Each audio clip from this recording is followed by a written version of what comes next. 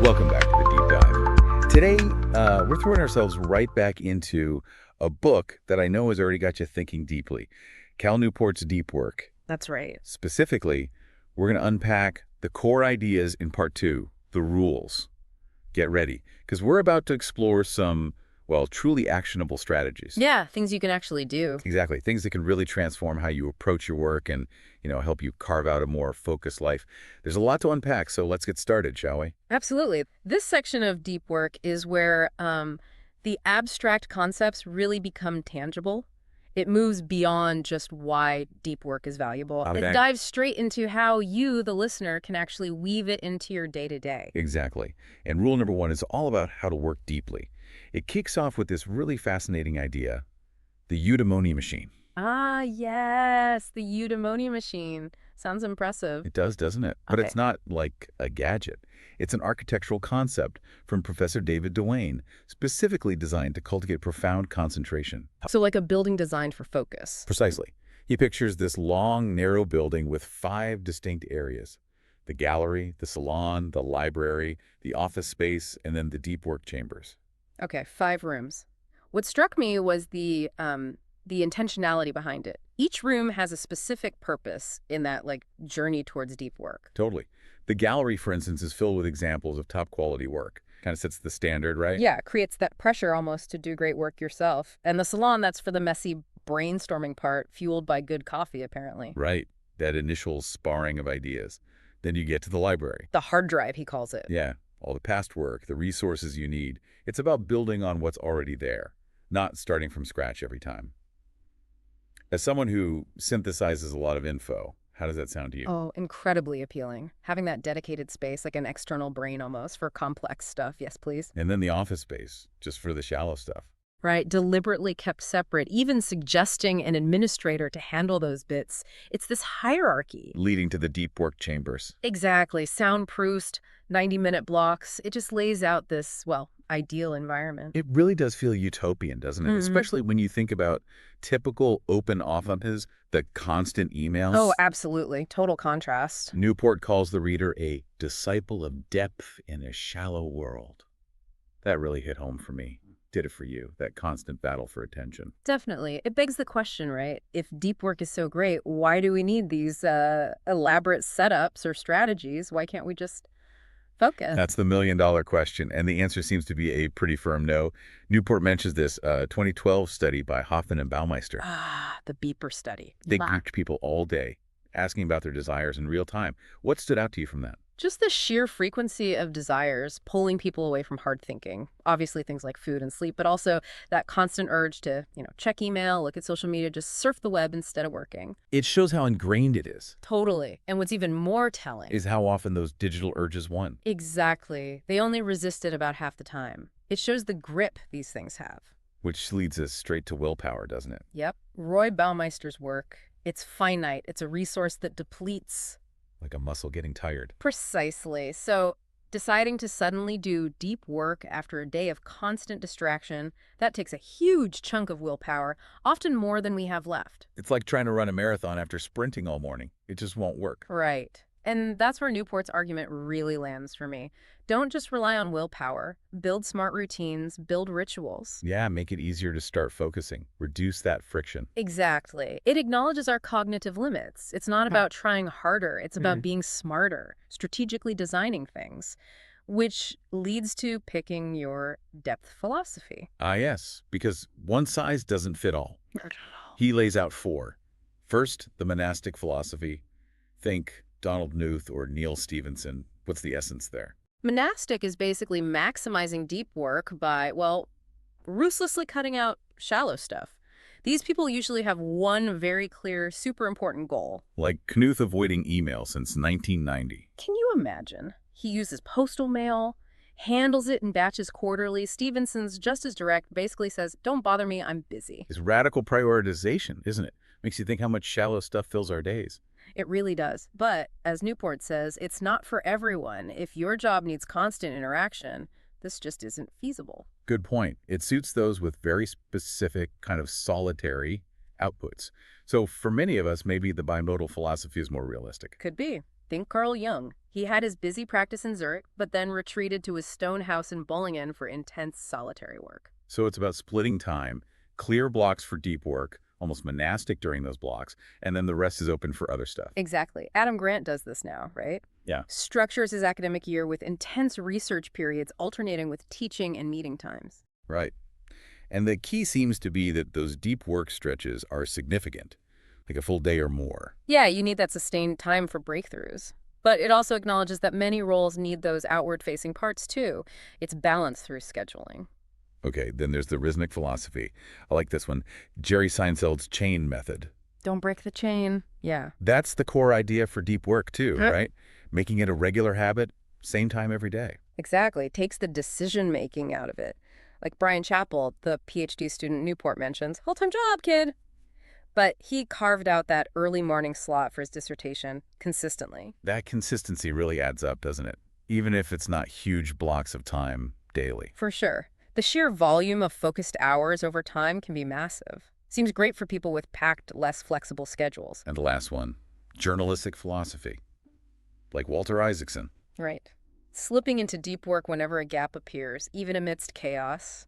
Apparently, he could just focus intensely on his typewriter at a busy beach house, then pop right back into the conversation totally relaxed. Impressive. But Newport warns it's maybe not for beginners. Yeah, you need practice switching modes quickly and confidence you can produce good stuff on demand. Newport himself uses a version of this, though. He does. Maps out blocks but stays flexible. It's challenging, but maybe a long-term goal for some. Could be, especially if your schedule is unpredictable. Okay, so after picking a philosophy, Newport gets into specific strategies within Rule #1. First up, ritualize. Yes, because the pros are rarely just winging it. Think Robert Caro's super organized office or Darwin's strict daily schedule. It's not about being weirdly rigid, is it? Not at all. It's about lowering the barrier to entry, making it easier to start and stay focused. So the key questions are, where will you work? Right. For how long? What are the rules during the session, like no internet? Exactly. And how will you support it? Coffee ready? Light exercise beforehand? It's about setting the stage. Which of those feels most doable right away? Maybe defining the where and when first, making it predictable. Good start. Then there's make grand gestures. This sounds dramatic. It can be, but it's about underlining the importance of the task, like J.K. Rowling booking that fancy hotel suite to finish Harry Potter. Or Bill Gates' Think Weeks. Total isolation. Alan Lightman going to a remote island, or Peter Shankman flying business class to Tokyo just to write a book distraction-free. Wow. Okay, maybe not that grand for everyone. No, but the principle is the same. A significant change or investment signals to your brain. This matters. Focus now. It boosts motivation, cuts procrastination. What small, grand gesture could work? Maybe just booking a meeting room for yourself for half a day. Or investing in really good noise-canceling headphones, specifically for deep work. Exactly, signaling importance. Okay. Finally, under Rule #1, don't work alone. Which sounds wrong at first glance. It does seem counterintuitive to deep solitary work, but Newport's take is nuanced. He acknowledges the serendipitous creativity idea behind open offices. But then points out that innovators at places like MIT often preferred private, soundproof offices for the really hard stuff. Right. He introduces the hub and spoke model. You need the hub for ideas, collaboration. But you absolutely need the solitary spoke to process and develop those ideas deeply. It's about balancing both. Makes sense. Input and processing. And he also talks about the whiteboard effect. Yeah, that specific kind of collaborative deep work, working side by side, intensely focused on the same problem. Like Bratton and Bardeen inventing the transistor at Bell Labs. Classic example. So it's not no collaboration, it's strategic collaboration. Does it genuinely help the deep work, or is it just a distraction? That's the key distinction. Minimizing distractions is still paramount. So separate the serendipity from the focused time. And if collaboration helps, leverage that focus whiteboard effect. Exactly. Which brings us nicely to Rule #2, embrace boredom. This shifts the focus inward to training our own attention. And it starts with this amazing example. The Knesset Yisrael Synagogue. Orthodox Jews doing intense Talmud study early every morning. Even guys running businesses, leading busy lives, it really shows concentration as a skill you can build, like a muscle. Absolutely. Not just innate talent. Adam Marlin's story, which Newport shares. Yeah, that was compelling. Despite a good academic background, the sheer mental effort of the Talmud study improved his general ability to think deeply. And led to creative insights in his business. It suggests consistent mental training pays off broadly. It really challenges the idea that focus is just about willpower in the moment. It's about building the underlying capacity through practice. But Newport says you can't just train focus. You also have to, quote, wean your mind from a dependence on distraction. Oof, that feels relevant. Extremely relevant. He brings in Clifford Nass's research from Stanford here. The stuff about constant attention switching online. Exactly. Nass found it can literally reduce your ability to filter out irrelevant stuff. Leads to the state of chronic distraction, even when you want to focus. So constantly feeding boredom with clicks and scrolls actually rewires our brains, making deep work harder. That's the sobering finding. It hinders our capacity for sustained focus. Does that research make you pause and think about your own habits? Absolutely. It's quite alarming, really.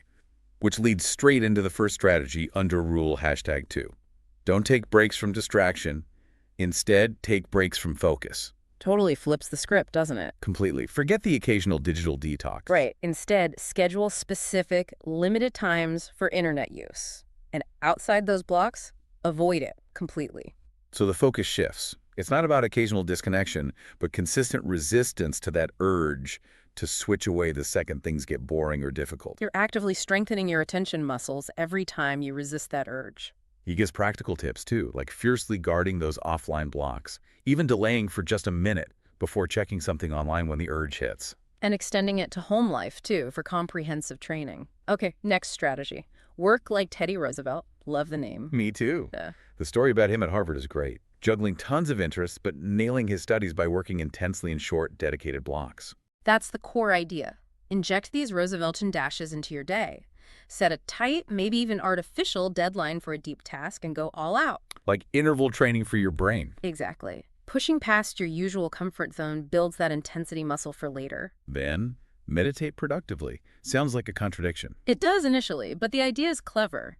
Use times when you're physically active, but mentally less engaged, walking, jogging, showering. To focus intensely on one specific professional problem. Yes. And when your mind wanders, which it will, you just gently redirect it back over and over. So you harness that downtime for deep thinking and practice resisting distraction. What are the tips for doing it? Be wary of just going over stuff you already know. Structure it, review the variables, define the next question to tackle, then consolidate any insights you gain. Actively working the problem, even while walking. Okay. And last one under rule #2. Memorize a deck of cards. Seriously. I know it sounds random, but think about Daniel Keeloff overcoming ADHD to become a memory champ. And research by Henry Roediger shows a link between memory training and better attention control. Ah, okay. So it's about the process. Exactly. Newport mentions Ron White's technique using a memory palace. You visualize a familiar place, associate cards with people or things in specific locations there. So you have to focus intensely to place and retrieve them. Precisely. Engaging in any structured thought process that demands unwavering attention, memorizing cards, studying Talmud, productive meditation, strengthens that core concentration ability you need for deep work. It's mental exercise. Wow. Okay, that was, well, an incredibly deep dive into just the first 2 rules of deep work. A lot to digest there. For sure. From the eudaimonia machine vision to embracing boredom, lots of actionable stuff. I really hope this gives you, our listener, some valuable strategies to maybe try out right away. Absolutely. Maybe think about which depth philosophy fits your life right now. Could you try mini monastic day, schedule some bimodal blocks, start a rhythmic habit, or maybe even the journalistic approach? Yeah, and with rule #2, consider scheduling your distractions, trying a Rooseveltian dash, or even that productive meditation while commuting. Or maybe even take up card memorization. The point is the focused practice. We really hope you'll reflect on these concepts. Think about how they could help you personally cultivate deeper focus and, do more meaningful work. What stood out most? What challenges do you see? And remember, this is just the start of our look at deep work. Next time, we tackle rules #3 and #4. Quit social media and drain the shallows. Ooh, those sound impactful. Get ready to refine that focus even more and tackle the stuff that really hinders deep work. We're excited to continue this with you. If anything today sparked questions or if you have your own deep work stories, we'd love to hear them. Definitely. Stay tuned for our next exploration.